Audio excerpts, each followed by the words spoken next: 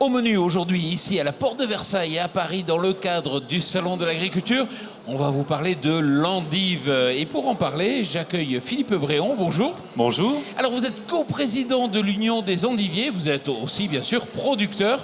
De quel département venez-vous? Du Pas-de-Calais. Bon, merci. Alain Delavie, bonjour. Bonjour. Alors vous êtes directeur des rédactions de Rustica. Effectivement, Rustica, c'est pas que Rustica. Non, il y a plusieurs magazines. Il y a aussi Rustica Pratique, il y a le site, il y a d'autres magazines aussi, mais c'est Rustica depuis 1928. Donc un vieil ami du monde agricole, paysan et de la campagne. Merci beaucoup. Et puis Lucie Labide, bonjour. Bonjour. Alors vous avez un blog qui est bien suivi, un blog culinaire. Oui, c'est ça, j'ai un blog depuis 8 ans. D'accord. Le nom du blog? Le nom du blog, Salade et quoi? Donc alors, forcément l'endive, ça me parle. Ça tombe bien. Alors justement, on va parler de l'endive. Première question. Alors vous allez nous faire quoi? Une petite recette en direct, c'est ça? Voilà, je vais vous faire une petite recette en direct pour apprendre à faire aimer l'endive à tous, parce que c'est vrai que c'est un légume qui est parfois un petit peu boudé. Et il y a plein de petites techniques pour faire aimer ça à tout le monde. Top chrono, top départ, on vous laisse commencer. En même temps, on vous filme, on va voir ce que vous faites. Et puis en même temps, on va se renseigner un petit peu sur les endives. Alors Philippe Bréon, une endive, ça s'obtient comment concrètement? Alors, on sème une petite graine au mois de mai dans les champs. L'endive va pousser 180-190 jours en champ, en pleine terre. Ensuite, on les récolte de octobre à novembre à décembre. On les force au bout de 8 jours. On les passe d'abord au frigo pendant 8 jours pour qu'elles vernalisent. Et ensuite, on peut les faire pousser tout au long de l'année dans les salles de forçage ou en couche traditionnelle. Voilà. Ouais, parce que moi j'ai fait un reportage effectivement dans une endiverie, c'est bien ça? Oui. On dit ça comme ça. Ça pousse à l'intérieur et il y a deux méthodes, deux façons de cultiver. Lesquelles? Alors, la méthode traditionnelle qui est en couche, on replante les racines dans des couches à l'abri de la lumière. On chauffe la couche et au bout de... Souvent c'est un petit peu plus long, il faut 28 jours pour faire une endive en couche. Et la deuxième méthode, c'est la méthode en salle de forçage, méthode hydroponique, où là l'endive pousse en 21 jours. Voilà, avec un circuit d'eau dans des bacs à endives. D'accord. Ça se cultive toute l'année? Il y a des saisons pour les endives? Alors principalement d'octobre à mars. Et ensuite, il y a l'intersaison où il s'en produit toute l'année. Grâce au frigo, on arrive à conserver les racines pendant 8 à 9 mois. Mais il s'en produit un petit peu l'été. Mais bien sûr, la consommation principale se fait de octobre à mars. Alors, qu'est-ce que vous avez fait là aux endives? Coupées en deux, dites-nous un petit peu.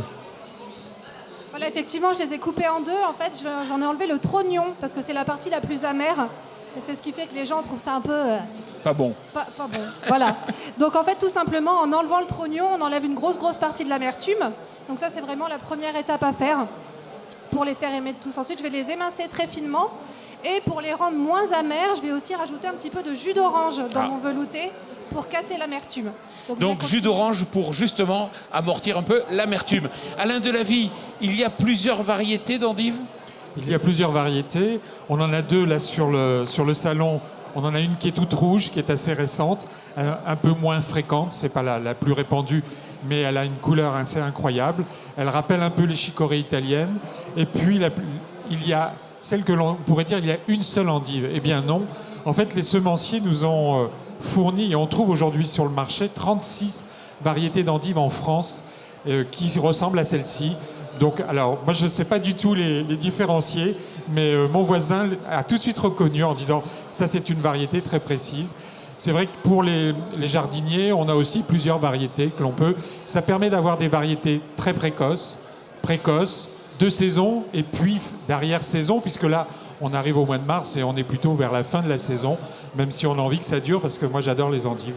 Alors, pour moi, l'endive, c'est bienvenue chez les ch'tis, mais pas seulement. Eh bien, bienvenue chez les ch'tis, bienvenue dans le Pas-de-Calais, bienvenue aussi en Bretagne. Et puis pour les jardiniers français, c'est bienvenue dans toute la France. Mais c'est vrai que les grosses zones de production, c'est le Nord-Pas-de-Calais, la Picardie et la Bretagne. Tout à fait, ouais.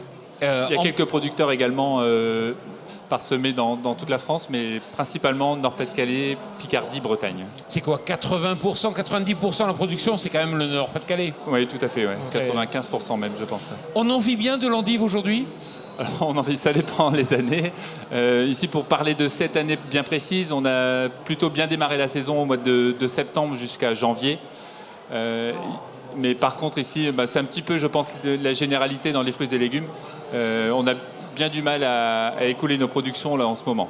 Qu'est-ce que vous avez fait avec les poireaux? Les légumes. Alors là, je viens d'émincer finement les poireaux et les endives que je vais faire revenir dans un petit peu d'huile d'olive. Avec un petit peu de jus d'orange. Je vais également ajouter 2 pommes de terre pour donner un petit peu de consistance à la soupe. Et puis un petit peu de 4 épices aussi, qui va apporter un petit goût un petit peu exotique et qui se marie très bien avec l'orange.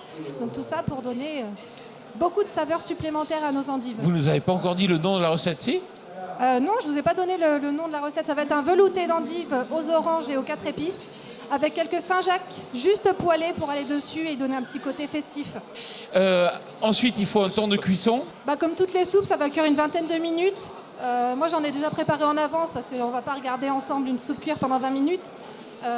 Donc voilà, je vais simplement mettre à réchauffer ce que j'ai déjà préparé et puis je vais faire poêler quelques Saint-Jacques pour aller dessus. Alors, vous disiez, Alain Delavé, qu'on peut cultiver aussi les endives chez soi, à Paris, par exemple. Oui, Enfin, il faut avoir quand même une cave, quand même. Oui, parce qu'en fait, il y a 2 étapes. Il y a la première étape que l'on va bientôt commencer dès le printemps, c'est le semis. Le semis, pourquoi? Parce qu'on veut obtenir des très belles racines. Et en fait, les racines, il faut qu'elles fassent à l'arrivée, au mois d'octobre ou novembre, entre 3,5 cm et 6 cm de diamètre.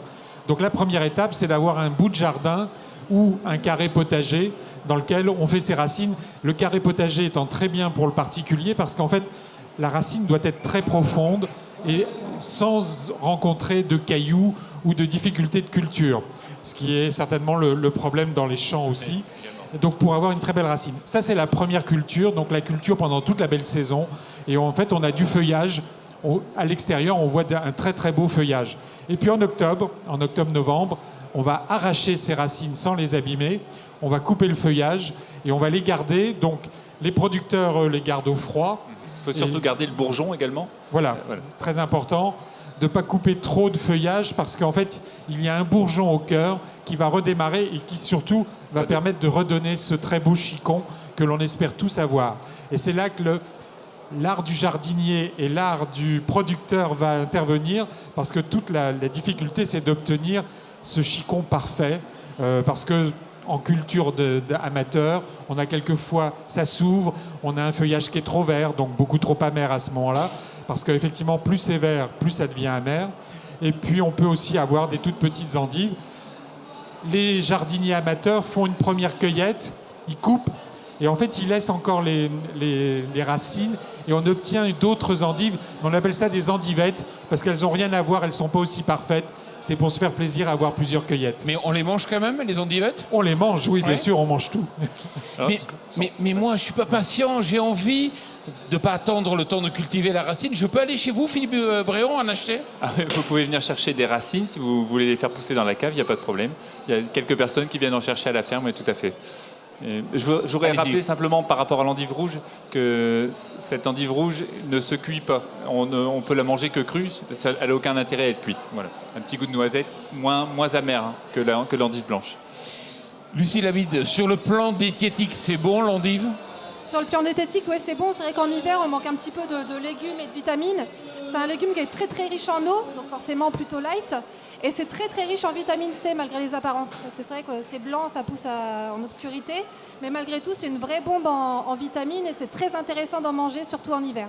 Et si on ne met pas trop d'huile, c'est pas trop calorique? Voilà, si on met pas trop d'huile, surtout quand on le cuisine en potage comme ça, c'est super pour la ligne. Alain Delavé, on peut même cultiver, pour ceux qui y croient, parce que je crois que tout le monde n'y croit pas, en fonction de la lune. Ah oui, il y a beaucoup de jardiniers qui suivent la lune. Et en fait, c'est un légume un peu particulier pour les jardiniers lunaires, parce qu'on commence la culture pour obtenir des belles racines, donc en jour racine, et on fait donc toute cette culture en jour racine, semis, plantation, entretien du sol. Et puis, au moment de la récolte, eh bien, on change de jour. On va suivre les jours feuilles, parce qu'en fait, on veut récolter des feuilles et des très belles feuilles. Et donc, pour le jardinage lunaire, c'est deux périodes très différentes et deux techniques. C'est une des exceptions avec le poireau dont vous allez parler dans les jours à venir, qui lui aussi, contrairement à ce que l'on pense, ne se cultive pas en jour feuille, mais en jour racine, parce qu'on veut un blanc, un fût très blanc. Voilà. Alain Delavie, je vais vous poser la question que vous n'avez pas envie que je vous pose. Concrètement, il faut y croire, cette histoire de lune ou pas? Parce que vous allez avoir du courrier des lecteurs derrière. Alors moi, je ne suis pas pour les croyances, je suis pour les traditions. Et en fait, les traditions, ça marche. Alors pourquoi pas? Du moment qu'on respecte les cycles traditionnels, comme font tous les producteurs et tous les jardiniers, il n'y a aucune difficulté. Ceux qui le suivent nous disent ça marche. Ceux qui ne le suivent pas nous disent aussi ça marche. Donc l'essentiel, c'est qu'on suive les saisons et qu'on respecte bien les saisons, qu'on respecte aussi les techniques de culture, parce que c'est ce qui fait aussi la réussite, surtout pour une culture qui est quand même une culture très technique et qui est quand même assez poussée. Donc moi, j'ai pas de croyance, j'ai simplement des traditions de jardiniers et je suis ce que me disent les jardiniers partout en France. Philippe Bréon, heureusement que vous attendez pas la lune à chaque fois quand même. Non, on a des cycles bien définis. L'endive incite d'avoir beaucoup de main-d'œuvre, donc c'est pour ça qu'on a un cycle de 21 jours pour la pose de l'endive. On a des salles climatisées pour dire que ça soit facile à travailler. Voilà. Alors on arrive un peu à la fin de l'émission. Juste pour savoir, on aurait dû obtenir quoi au final? On aurait dû obtenir un velouté. Ah, ça tombe Heureusement, bien. j'avais prévu la doublure parce qu'effectivement, on a un petit souci technique. Je vais vous faire déguster. Il est encore Ben chaud. oui, c'est le moment ou jamais. Allons-y, on va déguster donc du velouté d'endive. Alors, on va laisser servir. Vous connaissez le velouté d'endive? Oui, je connais, j'ai de la famille dans le Nord et puis j'adore les endives, donc je connais. Et Philippe Bréon, c'est un plat que vous avez chaque dimanche pour ouvrir le repas dominical? Je ne vais pas dire chaque dimanche, mais c'est vrai qu'on mange de l'endive quasiment tous les jours. Facile à préparer. Hein. Quand ma femme rentre tard, mon repas, c'est une salade d'endive très facile, accompagnée de saumon ou de petits lardons. On en donnera juste après. Alors, la recette, on peut la retrouver où? Alors, la recette, vous pourrez la retrouver sur mon blog, qui est en ligne depuis quelques temps. Et puis voilà. Donc, n'hésitez pas. Bon, mais il faut déguster, hein, ça y est. Eh bien, à l'endive et puis à vous. Voilà. Et puis, merci beaucoup. Je rappelle l'adresse du site internet où on peut vous retrouver. www.saladequois.com.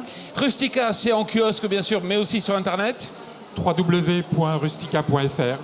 Et les endives, c'est où? Les endives, ça se retrouve également sur les réseaux sociaux. Vous pouvez regarder le site de l'APEF, où vous retrouverez plein de recettes d'endives. Il y a des petits... Je vous ai ramené des petits livres, une cinquantaine de petits livres si vous voulez les distribuer. Voilà. Bon, mais quant à vous, moi je vous retrouve demain pour exactement à la même heure, mais là on va s'intéresser à un autre légume. Merci beaucoup, merci à vous et merci. À vous. Merci.